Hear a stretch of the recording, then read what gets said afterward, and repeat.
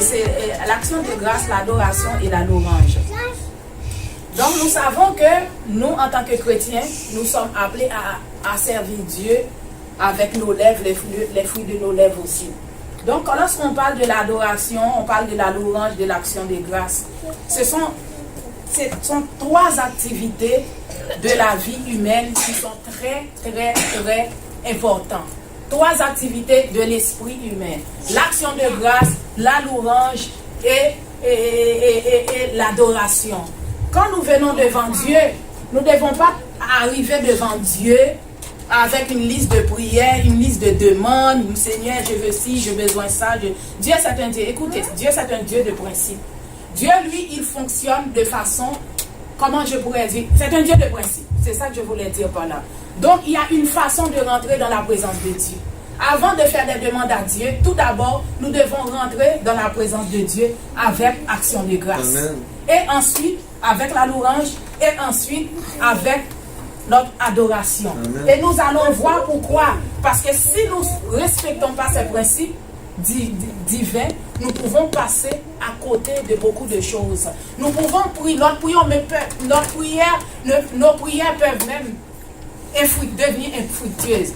Et c'est pourquoi beaucoup de chrétiens sont frustrés de la vie parce qu'ils prient, ils ont la misère à voir des résultats. C'est parce qu'ils ne savent pas comment prier. Ils ne respectent pas les principes de la prière. Tout d'abord, comme je dis, toujours commencer avec l'adoration, la louange et l'action de grâce. Et donc, nous allons voir pourquoi c'est important, la louange, l'adoration et l'action de grâce.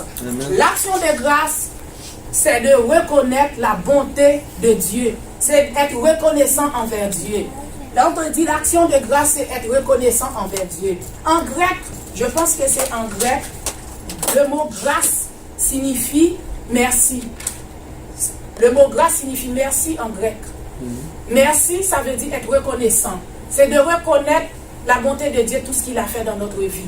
Ne serait-ce parce qu'on est en vie, on est vivant, on est en train de respirer. On n'a plus beaucoup de raisons de remercier le Seigneur. Des fois, on ne le fait pas. Mais sauf qu'on devait remercier le Seigneur tout le temps. Amen. Nous sommes appelés à remercier le Seigneur. Alors que la louange, c'est reconnaître la grandeur de Dieu.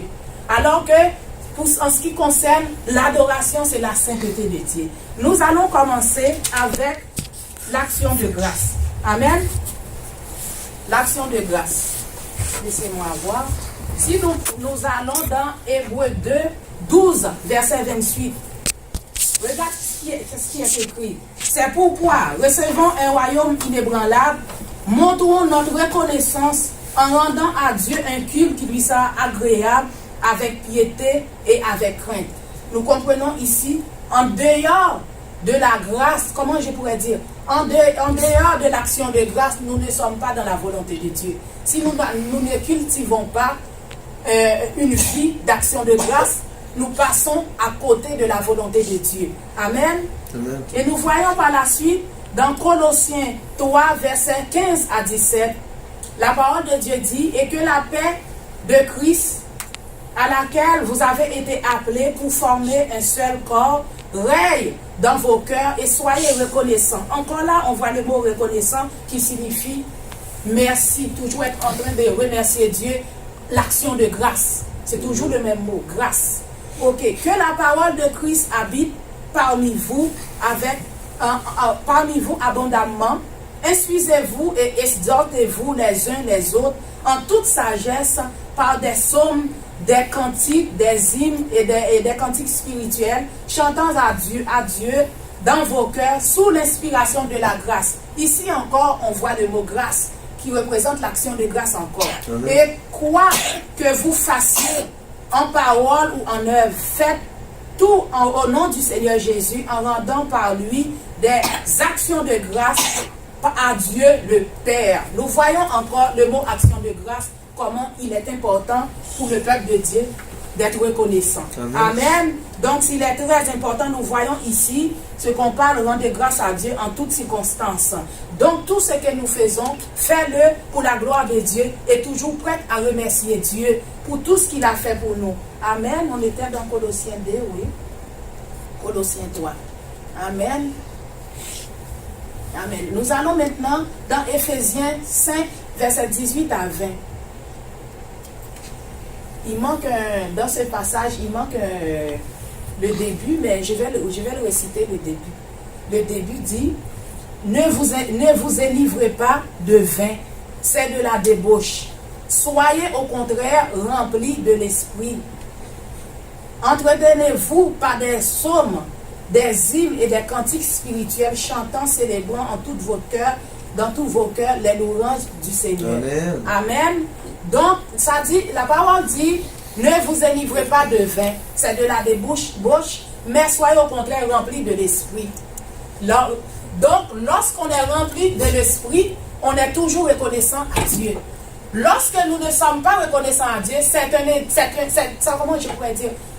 indicateur qui montre que nous ne sommes pas remplis de l'esprit, lorsque nous ne sommes pas toujours en train de dire merci à Dieu. Lorsque nous ne sommes pas reconnaissants, c'est parce que justement, nous ne sommes pas, ça mesure la plénitude du Saint-Esprit en nous. Lorsque nous sommes remplis du Saint-Esprit, nous sommes toujours prêts à remercier Dieu. Nous voulons toujours remercier Dieu pour ses bienfaits. Et c'est très, très, très, très important de remercier Dieu. Amen. Amen. Nous allons continuer. Dans 1 Thessaloniciens 5, verset 16 à 18. Amen. Soyez toujours joyeux, priez sans cesse, rendez grâce en toutes choses. C'est à votre égard la volonté de Dieu en Jésus-Christ. Avez-vous compris ici qu'est-ce que ça dit? Ça dit, c'est à votre égard la volonté de Dieu en Jésus-Christ.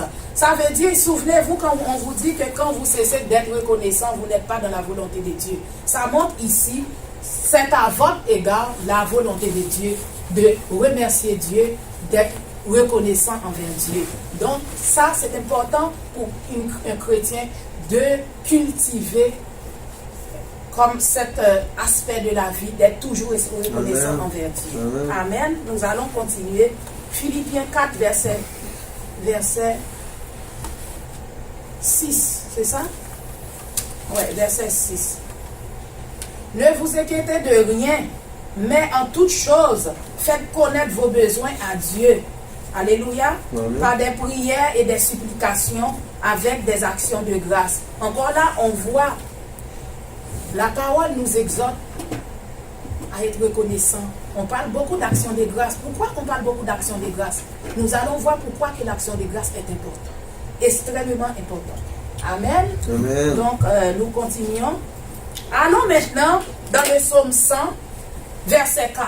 Nous avons 4 et 5 avec verset 4. Qu'est-ce que cela dit dans le psaume 100, verset 4? Entrez dans ses portes avec reconnaissance. Entrez dans ses portes avec reconnaissance. Voyez-vous? Entrez dans ses portes avec reconnaissance. Tantôt nous disons que reconnaissance c'est l'action de grâce. Amen. Dans ses parvis avec des chants de louange. Célébrez et bénissez son nom. Amen. Comprenez-vous ici quand on dit entrer dans ses portes avec reconnaissance? C'est l'action de grâce. Pour entrer dans la présence de Dieu, il faut d'abord rentrer avec l'action de grâce. Amen. Ça, c'est la porte. Les portes qui donnent accès à Dieu, c'est d'abord l'action de grâce. Et par la suite, nous voyons dans ses parvis avec des chants de louange. Et célébrez et bénissez le Seigneur. Vous voyez comment c'est important? Vous voyez comment c'est important? Ça veut dire que sans ces principes divins, nous ne pouvons pas avoir accès vraiment à la présence de Dieu. Nous pouvons faire des prières et dire, Seigneur, j'ai besoin de toi. Dieu peut avoir pitié de nous. Il nous exhorte. Mais ça ne nous donne pas accès à sa présence. Pour avoir accès à la présence de Dieu, il faut d'abord être reconnaissant. Nous rentrons avec l'action de grâce, commencer à remercier Dieu. Et par la suite, avec des chants de louange. Ok. Amen. Amen. Nous allons continuer. Nous allons continuer. Okay. Avec des chants de louange. Donc, ok. Donc, nous allons pour continuer. Nous savons que des fois, les circonstances de la vie, on peut dire que les difficultés de la vie, on pourrait dire comme ça que Pourquoi je dois remercier Dieu? Pourquoi que je dois tout le temps en train de remercier Dieu puisque ça va mal dans ma vie? Regarde, je peux donner n'importe quel exemple. Ou bien j'ai pas de travail, ma vie va mal, c'est un chaos. Mais vous savez que votre vie va mal ou vos situations sont difficiles. Vous savez, vos situations, vos sentiments ne devraient pas déterminer votre relation avec Dieu. Ça ne devrait pas déterminer si vous devriez remercier Dieu ou pas. Amen. Avez-vous compris? Donc, il est important. Pourquoi? Regarde dans le verset 100 encore. Dans le Psaume 4, Psaume 100, versets 4 et 5. Dans le verset 5, regardez qu'est-ce que cela dit. Car l'Éternel est bon, sa bonté dure éternellement et sa fidélité de génération en génération. Donc voilà les trois raisons pour lesquelles nous devrions toujours être reconnaissants. La bonté de l'Éternel, l'Éternel est bon, sa bonté dure éternellement et sa fidélité de génération en génération. Amen. Peu importe qu'on vit des situations difficiles, il reste que l'Éternel est bon, sa bonté dure éternellement, sa fidélité de génération en génération. Ça, c'est la nature de Dieu. Ces choses sont invariables, intemporelles, que ce soit les circonstances de la vie. Nous devrions toujours connaître Dieu est bon. Si Dieu n'était pas bon aujourd'hui, toi et moi, vous et moi, nous ne serions pas vivants. Si nous sommes vivants, c'est parce que l'Éternel est bon, sa bonté dure éternellement et sa fidélité de génération en génération. Donc, vous savez, c'est très, très important de comprendre ces principes. Et lorsque nous traversons les difficultés de la vie, au lieu de nous arbitrailler sur notre sort, commencez à remercier Dieu. Vous allez voir, en remerciant Dieu, c'est ça qui va déclencher dans votre vie la puissance surnaturelle de Dieu. Vous allez voir pourquoi. C'est ça qui va déclencher la puissance surnaturelle de miracle de Dieu dans votre vie. Amen. C'est pourquoi il faut toujours être reconnaissant. Souvenez-vous ce que Dieu a fait pour vous dans le passé. Dieu a été bon dans ma vie. J'ai passé à travers telle difficulté. Dieu m'a exaucé. Dieu a fait ci. Au lieu de penser à la situation présente, pensez à ce que Dieu a fait pour vous dans la vie. Pensez à tout ce que Dieu a fait pour vous depuis votre naissance jusqu'à aujourd'hui. Vous allez compter les bienfaits de Dieu. Vous allez voir comment le nom est grand. Et vous allez apprendre à louer Dieu, à remercier Dieu. Et c'est ainsi que vous allez pouvoir avoir votre délivrance de la main de Dieu. Amen. Amen. Nous allons continuer. On a vu ça. Allons dans Jean 6, verset 11. Avant de cela, je vais vous parler, pendant que nous parlons justement de l'action de grâce, on a vu que lorsque nous rendons action de grâce à Dieu, il y a un autre fait que ça peut produire aussi. Non seulement être reconnaissant à Dieu, non seulement que lorsque nous rendons grâce à Dieu, ça nous donne accès à sa présence.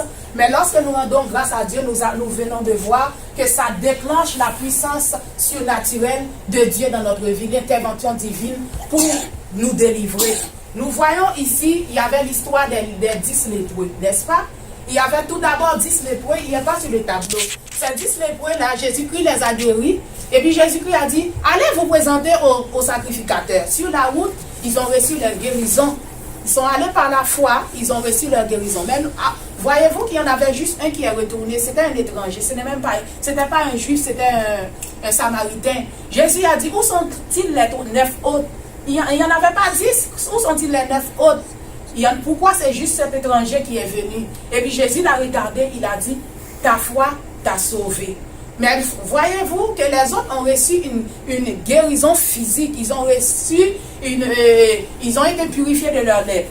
Guérison physique. Mais il y en a un qui a reçu une guérison spirituelle. Celui qui est revenu parce qu'il était reconnaissant pour remercier le Seigneur. Donc, vous comprenez? Amen. Nous allons continuer ici. Et nous voyons Jean 6, verset 11. Pour voir encore la puissance cachée derrière l'action de grâce. Jésus prit le pain et en rendit grâce, ok, et les distribua à ceux qui étaient assis. il leur donna de même des poissons autant qu'ils en voulurent. Vous vous souvenez de cette histoire? Je n'ai pas tout mis au tableau. C'était l'histoire de quand Jésus a nourri 5000 personnes. Il y avait un jeune qui avait 5 pains et 2 poissons. Donc Jésus-Christ, la première chose qu'il a fait, ce n'était pas une longue prière. Tout d'abord, il a pris le pain, il a rendu grâce à Dieu. Et puis il l'a distribué à tous 5000 personnes. En plus, il en restait encore pour nourrir d'autres personnes. Pour vous dire que la puissance encore cachée derrière l'action de grâce. Ça, c'est une chose. Une autre chose encore, nous allons voir dans Jean 11, verset 39 à 41. Ça, c'est l'histoire de Lazare qui était mort. Depuis 4 jours, nous connaissons tous l'histoire de Lazare. Quand Jésus est arrivé, Jésus dit, ôtez la pierre. Marthe, la sœur du mort, lui dit, Seigneur, il sent déjà, car il y a 4 jours qu'il est là. Jésus lui dit, ne t'ai-je pas dit, si tu crois, tu verras la gloire de Dieu. Ils ôtèrent donc la pierre. Et Jésus leva les yeux d'en haut et dit, Père, je te rends grâce de ce que tu m'as exaucé. Avez-vous vu encore ce que Jésus fait? Amen. Il rend grâce. Amen. Aussitôt qu'il a fini de rendre grâce à Dieu, il dit, Lazare, sort. Donc ça encore, c'est la puissance de l'action de grâce. Amen. Amen. Donc, à l'opposé de l'action de grâce, nous allons voir un autre côté sombre de l'histoire. Allons dans Romains 1er verset 21.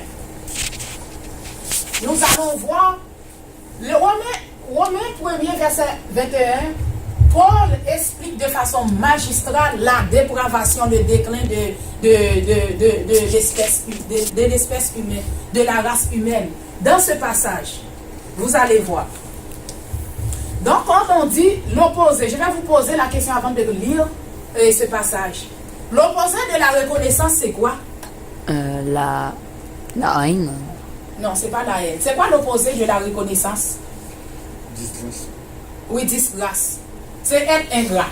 N'est-ce pas? Nous prenons le terme plus simple, être ingrat. N'est-ce pas? Nous manquons de reconnaissance. Ok?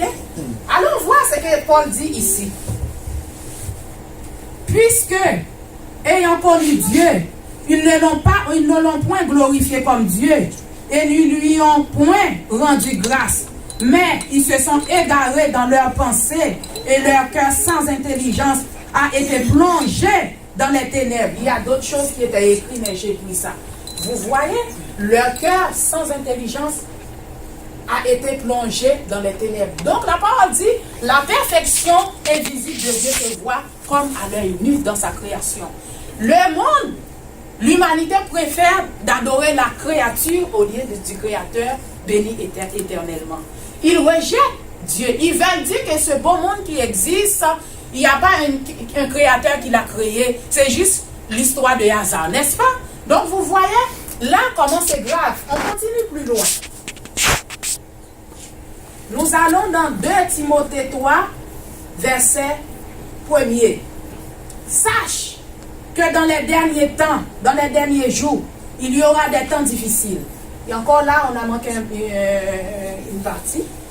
Car, moi je vais le dire, le reste, car les hommes seront égoïstes, amis de l'argent, fanfarons, hautains, blasphémateurs, rebelles à leurs parents, ingrats, irreligieux. La liste est longue. Nous voyons ingrat ici. Ingrat, c'est encore manque de reconnaissance. C'est encore dans la liste. Nous comprenons qu'est-ce que tout cela veut dire. Cela veut dire, quand nous cessons d'être reconnaissants, nous commençons à décliner.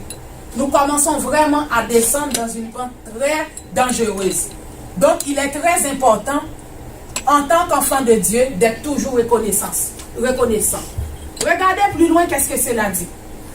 1 Corinthiens 10, versets 7 à 12. Ne devenez point idolâtres, comme quelques-uns d'entre eux, selon qu'il est écrit, le peuple s'assit pour manger et pour boire, puis ils se levèrent pour se divertir. Ne nous livrons point à l'impudicité, comme quelques-uns d'entre eux qui s'y livraient en sorte qu'ils en 23 000 en un seul jour. Ne tentons point le Seigneur, comme le tentèrent quelques-uns d'eux, qui périrent par les serpents.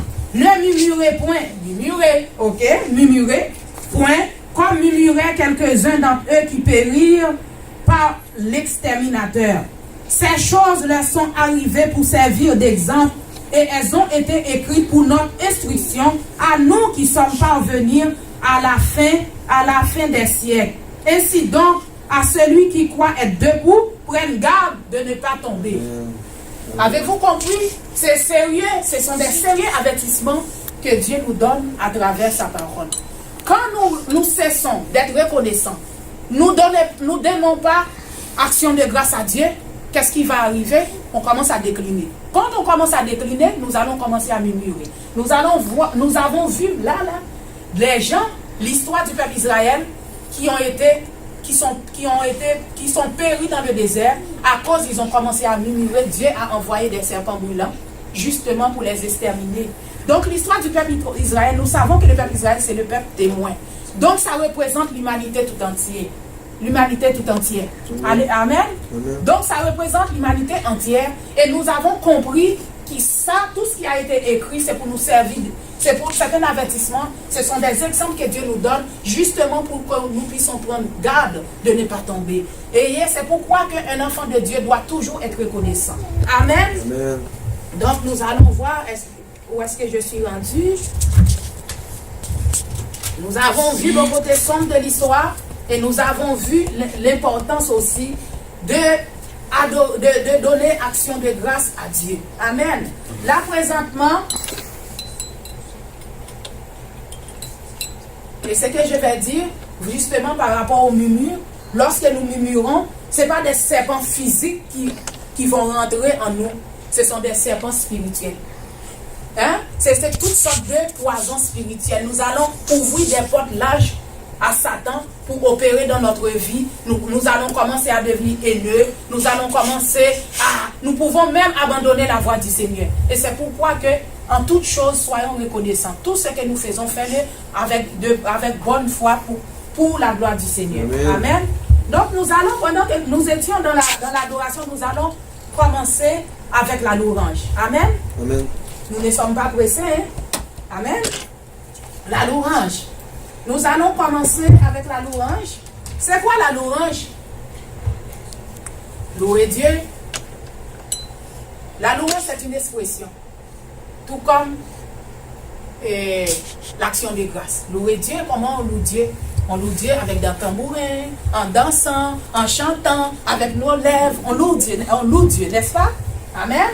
Donc la louange, c'est reconnaître la grandeur de Dieu. Tantôt nous avons dit que l'action de grâce, c'est reconnaître la bonté de Dieu. La louange, c'est de reconnaître la grandeur de Dieu.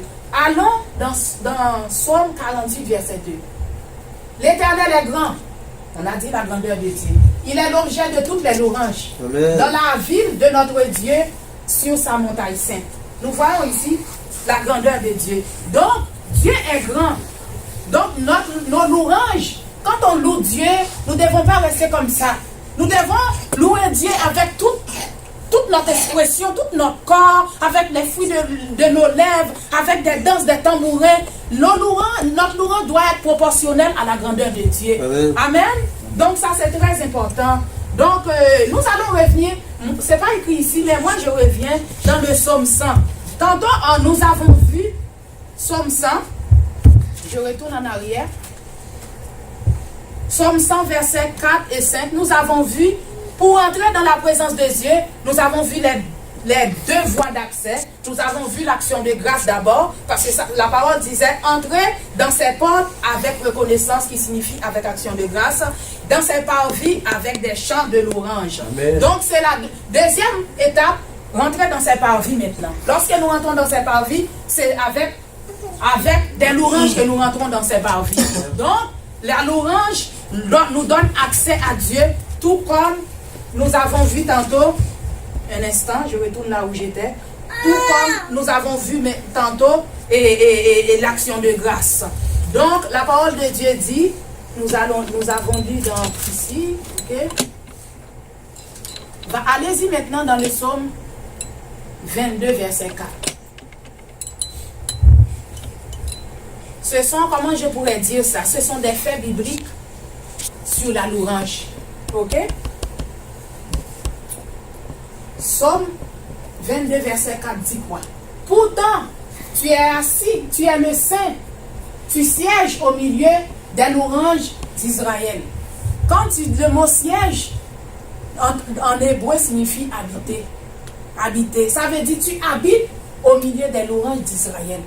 Donc, lorsque nous louons Dieu, c'est comme nous bâtissons un trône pour Dieu pour qu'il puisse venir habiter parmi nous. Amen. Donc, c'est pourquoi que nous devrions toujours avoir des louanges en train de louer Dieu avec le fruit de nos lèvres. Amen. Amen. Nous allons continuer. Amen. Amen. Psaume 106, verset 47. Sauve-nous, Éternel, notre Dieu, et rassemble-nous au milieu des nations, afin que nous célébrons ton Saint-Nom et que nous mettions notre gloire à te louer. On voit encore le mot louange. Hein? Louer Dieu. Ça veut dire que nos lèvres, ça doit être la gloire de Dieu. Amen.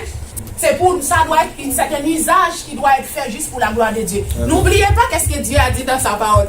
Dieu jugera le monde pour toute parole vaine qui sortira de sa bouche, n'est-ce pas? Donc Dieu nous appelle à faire de bons usages de nos lèvres, de notre bouche. Donc nous devrions bien utiliser notre bouche pour ne pas faire du commérage, pour ne pas faire la médisance, pour ne pas maudire les gens, tout ça, parce que Dieu va nous juger selon ce qui sort de notre bouche. Notre bouche, Dieu nous a donné une bouche d'abord pour le louer, l'adorer, pour lui rendre l'action de grâce. Amen. Si nous l'utilisons pour autre chose qui ne glorifie pas le nom du Seigneur, nous serons sous le jugement de Dieu. Amen. Donc nous continuons. Amen. Allez-y dans... Je saute un peu, là nous allons dans Ésaïe 61, verset 3.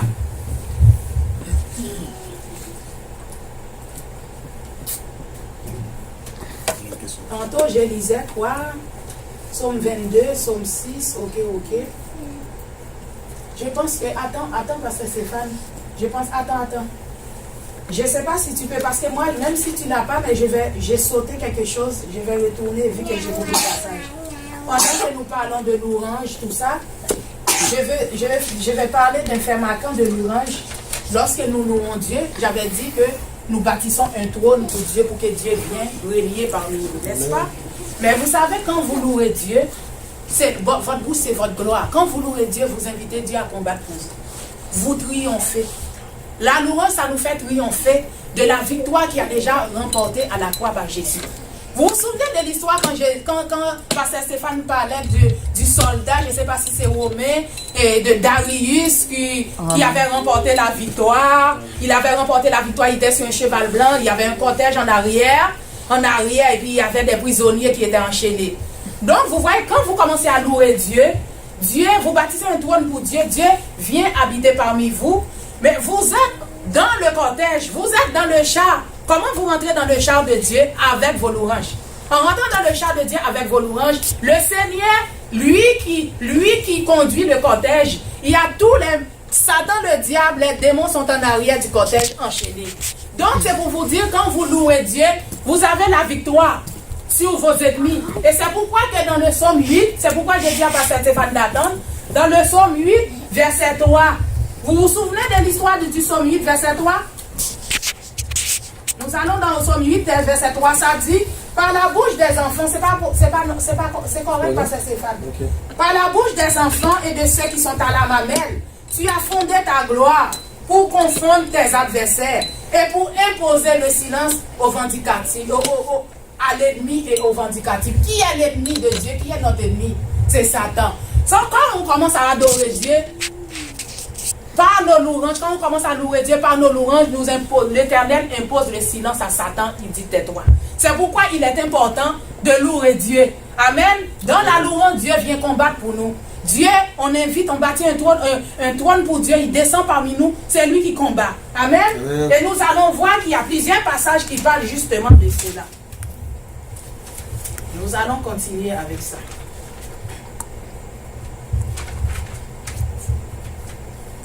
Allez, je saute.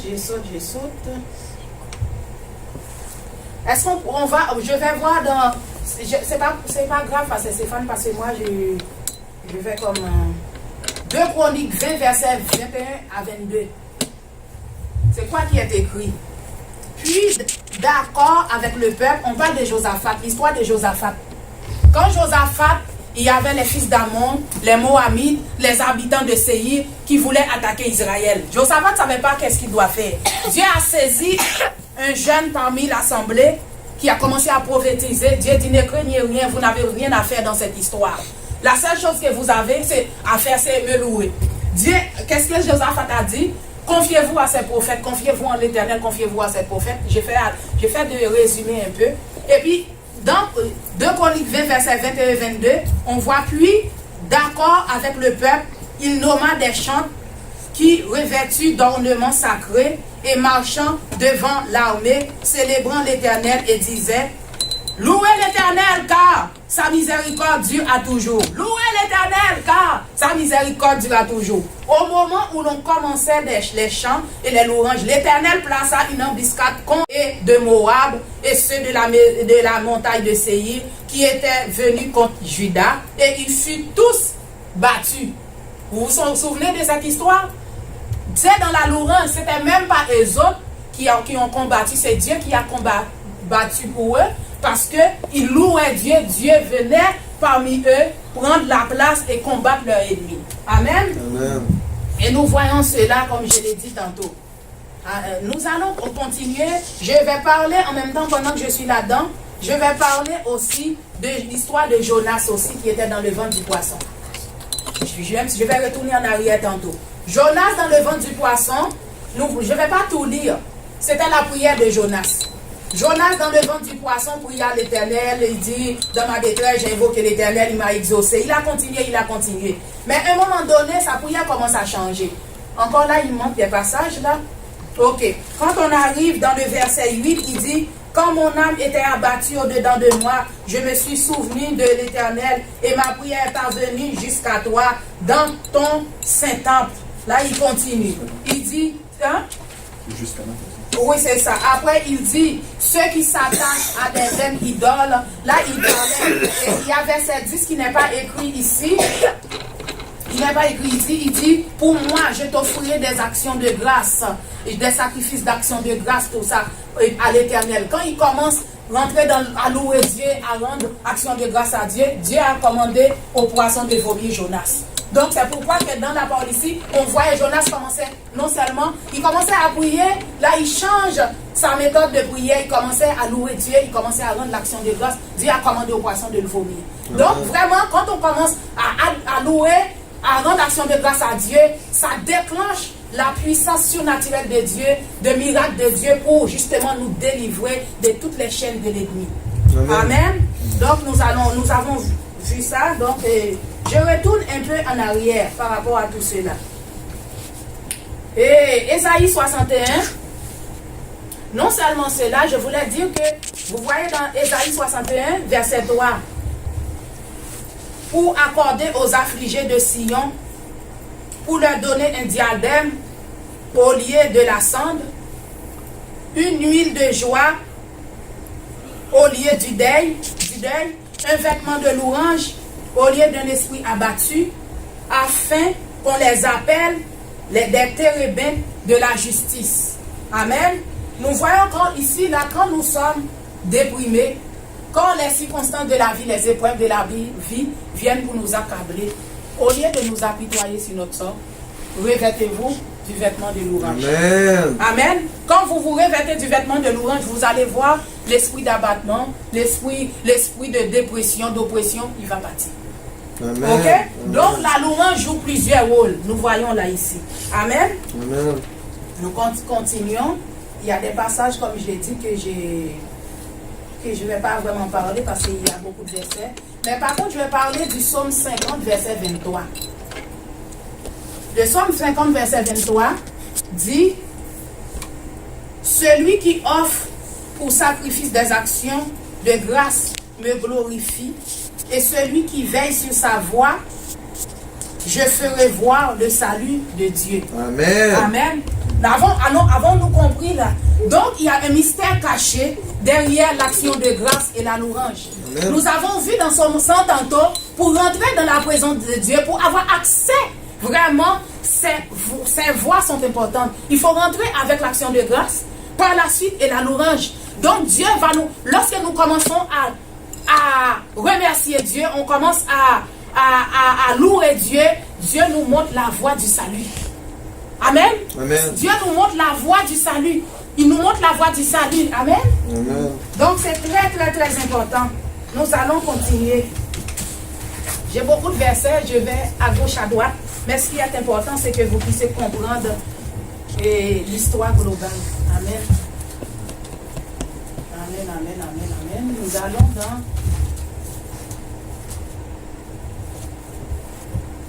Vu que nous sommes encore dans le même sujet, on parlait tantôt de action de grâce. Ben, j'en ai d'autres choses, de louange, je veux dire. J'ai d'autres choses, j'aurais pu parler, mais c'est beaucoup. J'aurais pu parler aussi ce qui déclenchait et l'intervention surnaturelle de Dieu dans la louange aussi. L'histoire de Paul et Silas qui étaient en prison. Parce qu'il y avait une femme... Une femme qui, je pense que c'était, je ne sais pas si c'est en Corinthe ou quelque chose de même, ou en Éphèse, je pense que c'est en Éphèse. Cette femme qui était possédée d'un esprit de Python, qui disait, ces hommes, ce sont des serviteurs de Dieu, ils vous montrent la voie du salut. Et puis, l'autre Paul disait, et il était fatigué dans son esprit, il a chassé l'esprit de Python qui était en cette femme. Donc, le maître, en tout cas les maîtres de cette femme-là, de cette servante, étaient frustrés parce que cette servante apportait beaucoup parce qu'elle prédisait l'avenir, elle faisait plein d'affaires par la sorcellerie, par la science occulte. Et on voyait que cette femme ne pouvait pas, était devenue plus utile à ses maîtres. Donc, ils ont mis apôtre Paul et Silas en prison à cause qu'il a chassé l'esprit de Python. Donc, pendant qu'apôtre Paul et Silas sont en prison, on dit que l'apôtre Paul et Silas, ils auraient pu s'apitoyer sur leur sort pour dire, mais j'ai fait une bonne affaire, je ne sais pas pourquoi le Seigneur me laisse aller en prison, parce que j'ai fait une bonne chose, et peut-être j'aurais pas dû chasser le démon dans la tête de la servante, sinon moi je ne me retrouverais pas en prison, tout ça. Apôtre Paul et Silas, peut-être, ils auraient pu dire ça, mais en réalité, ce n'est pas ce qu'ils ont fait. Qu'est-ce qu'ils ont fait? Dans l'épreuve, qu'est-ce qu'ils ont fait? Ils ont commencé à louer Dieu. Au milieu de la nuit, au milieu de la nuit, Paul et Silas priaient et chantaient les louanges de Dieu et les prisonniers les entendaient. Tout à coup, il se fit un grand tremblement de terre en sorte que les fondements de la prison furent ébranlés. Au même instant, toutes les portes s'ouvrirent et les liens de tous les prisonniers furent rompus. C'est quoi qui a déclenché? Qu'est-ce qui a déclenché ce miracle? Ils étaient dans la louange. Amen. Ça montre encore la puissance de la louange. C'est une âme puissante que le chrétien a dans ses mains, justement pour vaincre Satan. Jésus a déjà tout remporté à la croix, mais c'est ça qui nous donne la victoire sur nos ennemis. Amen. Amen. Nous allons voir. Donc nous avons fini avec la louange. Nous allons prendre en tout cas, comment je pourrais dire, la troisième partie du message qui est l'adoration. L'adoration, c'est très profond. C'est une étape très, comment je pourrais dire, c'est l'étape la plus élevée que l'humain peut offrir à Dieu. C'est l'adoration. Donc, nous allons voir ensemble. Je vois qu'est-ce que j'avais écrit, l'adoration. L'adoration, c'est quoi? C'est reconnaître la sainteté de Dieu. Amen. C'est ça l'adoration. C'est reconnaître la sainteté de Dieu. C'est la plus haute activité qu'un humain est capable de faire. On a vu tantôt la louange et l'action de grâce, ce sont des expressions. Nous louons avec notre bouche, avec nos mains, en dansant, tambourin, la harpe et tout ça. C'est comme ça qu'on donne l'action de grâce à Dieu. Mais l'adoration, ce n'est pas seulement physique, mais c'est une attitude. L'adoration, tu t'humilies devant Dieu. Tu reconnais que sans Dieu, tu es perdu. Tu es sans sagesse. Tu es sans intelligence. Tu n'es rien. Tu es totalement dépendant de Dieu. C'est ça l'adoration. Regardez, nous allons passer, pendant que nous parlons de l'adoration, dans Ésaïe 6, versets 1 à 4. L'année de la mort du roi Josias, je vis le Seigneur assis sur un trône très élevé et les pans de sa robe remplissaient le temple. Des séraphins se tenaient, des séraphins en passant, ce sont des créatures spirituelles, des créatures de feu, des célestes, des créatures de feu. Des séraphins se tenaient au-dessus de lui. Ils avaient chacun 6 ailes, 2 dont ils se couvraient la face, 2 dont ils se couvraient les pieds, et 2 dont ils se couvraient, ils se servaient pour voler. Dans ce passage-là, c'est un type d'adoration qu'on montre ici. 2 ailes pour couvrir la face. Lorsque nous sommes dans la gloire, dans la majesté divine, nous devons apprendre à nous prosterner. Nous savons que l'Église de nos jours adore Dieu debout, en train de pitonner avec leur cellulaire. Quand tu es dans la présence de Dieu, parce que dans l'adoration, c'est quand tu rentres dans le lieu très saint. Parce que vous savez, tout ce que Dieu écrit dans la Bible, il y a un but. Dans l'Ancien Testament, il y avait les parvis, les portes, on rentrait dans le lieu saint, mais il y a le lieu très saint. Lorsque tu rentres dans l'adoration, vous rentrez dans le lieu très saint, il faut apprendre à se prosterner. Tu vois, les séraphins se couvraient la face, c'est une façon de se prosterner, de s'agenouiller devant le maître de l'univers, devant le roi des rois, le seigneur des seigneurs. Il servait 2 ailes et 2 autres ailes pour couvrir les pieds. Il y en avait 2 qu'ils ont utilisés qui les servaient à voler parce qu'ils avaient 6 ailes. Mais vous savez, il y a un secret derrière tout ça. Dans l'adoration, tout ministre de Dieu, ceux qui sont appelés, que ce soit au ministère, que ce soit n'importe quel chrétien, chacun de nous sommes appelés à être des vrais adorateurs. Vous savez, il y a un mystère derrière ça. L'adoration, ça marche avec les services. C'est ce qu'on vient de voir ici. 2 ailes qui servent à voler. Lorsque nous sommes des vrais adorateurs, nous devrions servir Dieu aussi. Nous devrions nous impliquer à servir Dieu, que ce soit dans le ministère, à l'église, ou bien faire de bonnes œuvres pour Dieu à l'extérieur. Donc, un ministre de Dieu doit passer 2 fois plus de temps à adorer Dieu que à servir Dieu. Nous ne devrions pas servir Dieu dans le ministère. Nous devons d'abord être des vrais adorateurs. 2 fois plus de temps doivent être consacrés à l'adoration. Un tiers qui reste, c'est pour servir Dieu dans le ministère. Lorsque nous accordons aussi tout le temps à adorer Dieu, nous ne servons pas Dieu. C'est une forme d'hypocrisie. Dieu ne veut pas ça. Dieu ne prend, c'est pas agréable à Dieu. Il faut que pendant que nous sommes des adorateurs de l'Éternel, nous devrions aussi nous impliquer à servir Dieu dans notre entourage, à faire des choses qui sont agréables à Dieu. Amen. Amen. Donc nous allons voir, nous allons continuer.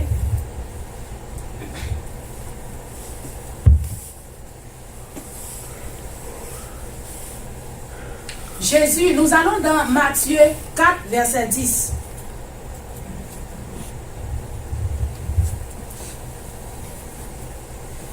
Matthieu 4, verset 10.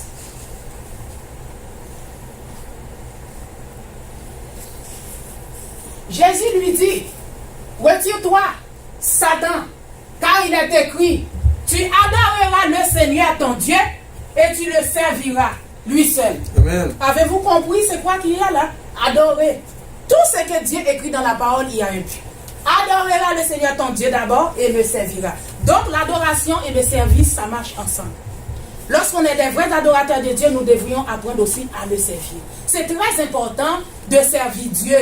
Chacun de nous sommes appelés à être des vrais adorateurs et nous sommes appelés aussi à servir Dieu. Et nous avons vu le séraphin, les 2 ailes qu'il utilisait pour voler, ça représente un tiers, c'est pour le service. Mais il avait 2 ailes qui couvraient le visage, 2 ailes qui couvraient les pieds Il était en prosternation, agenouillé devant Dieu. Et nous voyons souvent, on chante ça. Les anges se prosternent devant Dieu pour adorer Dieu. Mais nous, on est debout, on pense qu'on peut adorer Dieu. Les anges, les autres, ils peuvent se mettre, ils peuvent s'agenouiller. Mais nous, en tant que chrétiens, nous n'avons pas besoin de nous agenouiller. Non, nous devrions, dans l'adoration, nous sommes dans le lieu très saint. La présence de Dieu, la présence manifeste de Dieu, la sainteté de Dieu, nous devrions respecter Dieu pour ce qu'il est. Amen. Amen. Nous continuons. Louange, l'action de grâce. Donc, quand on parle de l'adoration, j'ai dit tantôt, c'est une attitude. Comme je dis, ce n'est pas une expression comme la louange et l'action de grâce. Parce que la louange et l'action de grâce, c'est plus un domaine, je pourrais dire, plus de l'âme. Un peu plus intellectuel, tu loues, tu adores, tambourin. Mais quand tu rentres dans l'adoration, c'est une question de cœur. L'adoration, c'est plus profond. C'est une question de ton esprit qui est en connexion avec l'esprit de Dieu. Avez-vous compris? C'est votre esprit, c'est notre esprit qui est en connexion. L'esprit humain qui est en connexion avec l'esprit de Dieu. Donc c'est intérieur. Quand on est rentré dans cette dimension d'adoration, c'est l'esprit. C'est ton esprit. Amen. Donc c'est une attitude. Et lorsqu'on est dans l'adoration, souvent, lorsqu'on est dans l'adoration, moi je vois Pasteur Stéphane des fois, on est en train d'adorer Dieu, c'est là que les dons prophétiques commencent à se relâcher. Parce que quand on est dans l'adoration, Dieu commence à parler à son peuple. Des fois, on fait silence. Parce que la présence de Dieu est tellement manifeste, tu ne peux plus parler dans la présence de Dieu. Dans l'adoration, il faut apprendre à faire silence, laisser Dieu parler maintenant. Maintenant, c'est lui qui est en contrôle, c'est lui le maître. On est dans le lieu très saint, laisse-le nous parler. Amen. Laisse-le nous parler. Amen. Nous allons voir.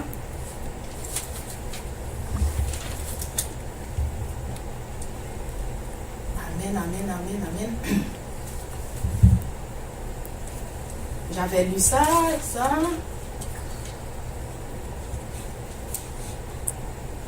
Allons-y, nous avons lu Matthieu 4 tantôt. Ok, le servi, j'ai parlé. Allons-y dans Psaume 95. Nous avons presque terminé. Psaume 95, verset 1 à 6 et 7. 1 à 7, je pense. Nous avons 1 à 7. Venez, chantons avec allégresse à l'Éternel, poussons des cris de joie vers le rocher de notre salut. Allons au-devant de lui avec des louanges. Amen. Vous voyez les étapes là? Faisons retentir des cantiques en son honneur. Car l'Éternel est un grand Dieu. On parle encore de la grandeur de Dieu. On est tous dans la louange. On a vu, on enchaîne l'action de grâce, on est dans la louange. Il est un grand roi au-dessus de tous les dieux. Amen. Il tient dans sa main les profondeurs de la terre. Et les sommets des montagnes sont à lui. La mer est à lui. C'est lui qui l'a faite. La terre aussi, ses mains l'ont formée. Venez. Là, on rentre dans l'adoration. On était dans l'action de grâce, la louange. On est en train de raconter la grandeur de Dieu, les bienfaits, la grandeur de Dieu, tout ça.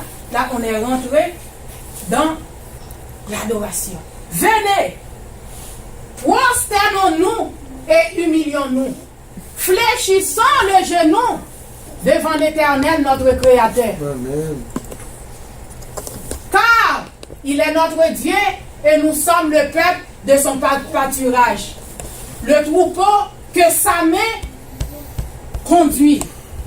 Tout de suite, regarde, ça c'est le verset 7 qui est en bas.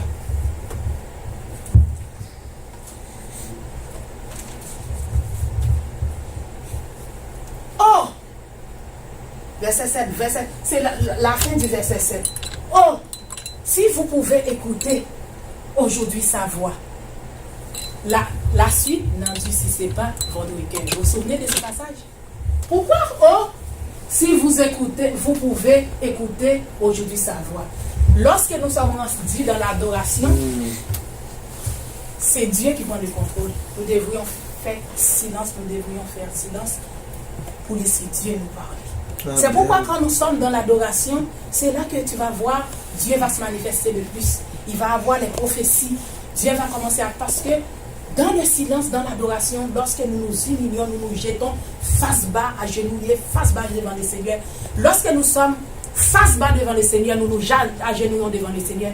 C'est quelque chose qui bouge la présence de Dieu. Donc, si vous pouvez écouter sa voix, dans cette présence manifeste, nous pouvons écouter la voix de Dieu. Et lorsque nous sommes rendus dans cette présence manifeste, nous devons être attentifs à sa voix. Nous ne devrions pas endurcir notre cœur. Amen. Amen. Donc, c'est pour vous dire, tout cela, c'est pour vous dire, les étapes qu'on a vues là, on a vu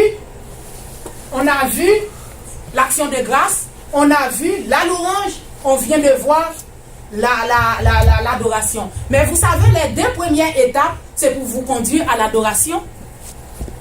Les deux premières étapes que vous avez vues, c'est pour vous amener à l'adoration.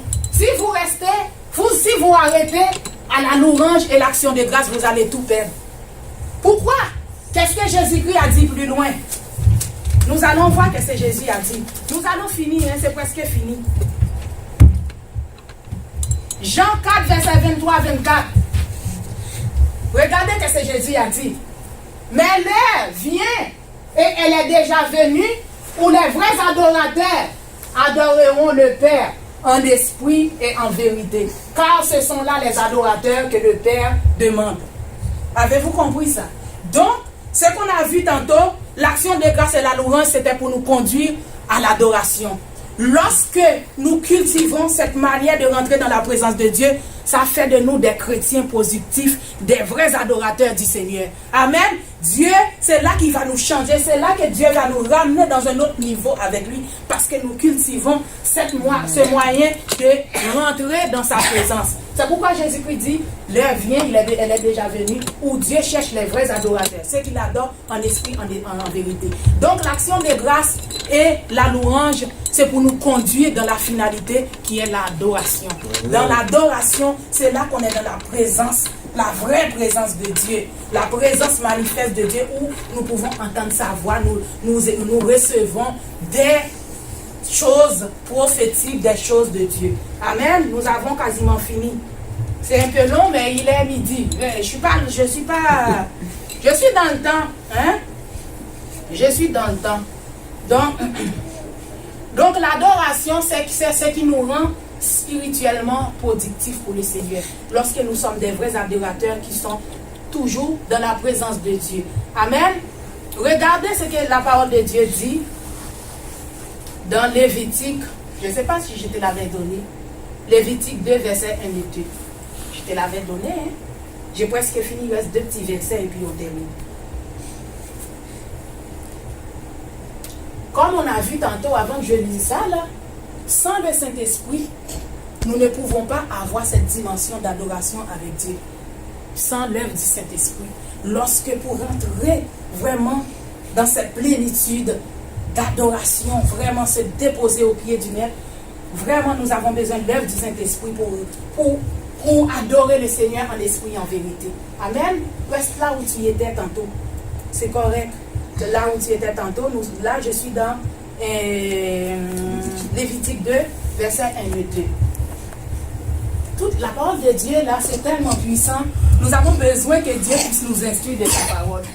Lorsque quelqu'un fera à l'Éternel une offrande en don, son offrande sera de fleurs de farine, il versera de l'huile dessus et il y ajoutera de l'encens.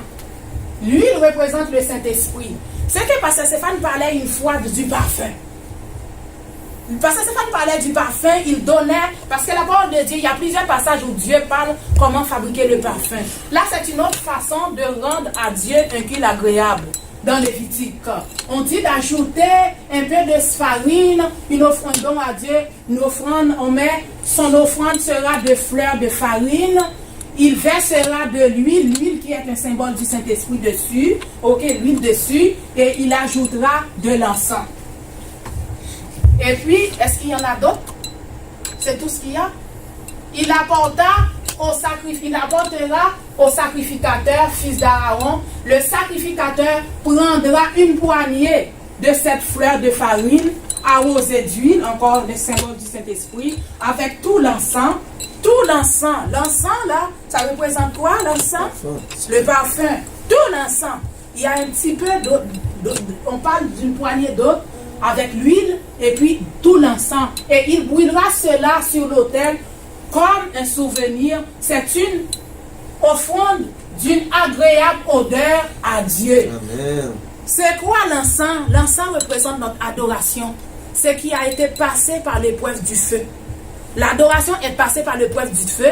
Nous avons passé, nous avons vu, nous rentrons dans l'action de grâce. Nous passons de l'action de grâce à la louange. Nous rentrons dans cette dimension d'adoration, dans la gloire de Dieu. Donc, tout cela représente le fruit de nos lèvres. C'est pourquoi nous devrions cultiver cette manière de faire pour adorer Dieu, pour louer Dieu et pour rendre l'action de grâce à Dieu. Tout cela, c'est un parfum qui est très agréable à Dieu. Et puis le dernier verset avant que je termine, 1 Corinthiens 6, versets 16 et 17. La parole de Dieu dit, loin de là, ne savez-vous pas que celui qui s'attache à la prostituée est un seul corps avec elle? Car est-il dit, les deux deviendront une seule chair. Il y en a encore.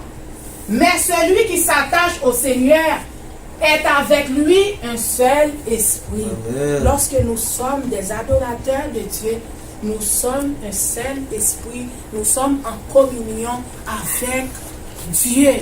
Nous sommes en communion avec l'esprit de Jésus. Donc pourquoi Dieu veut nous amener dans cette rafale? C'est parce que justement Dieu veut déposer en nous quelque chose de précieux. Donc nous devrions, je vous invite chacun de vous d'être préparé, trouvez le temps, cherchez Dieu, venez ici pour adorer Dieu. Votre délivrance se trouve dans cette semaine. Amen. Croyez à la promesse de Dieu. Il va faire de grandes choses. Notre Dieu est vivant. Il est puissant. Il est bon. Ne manquez pas de journée. Ne manquez pas une soirée. Soyez fidèles. Soyez là. Juste l'obéissance seulement. Le fait d'obéir et être là, être disponible. Et venez et Dieu va faire de grandes choses dans nos vies. Et je bénis le nom du Seigneur. Je bénis le nom du Seigneur. Vraiment, je suis contente pour ce que Dieu va faire. Donc, chacun de nous, soyez prêts.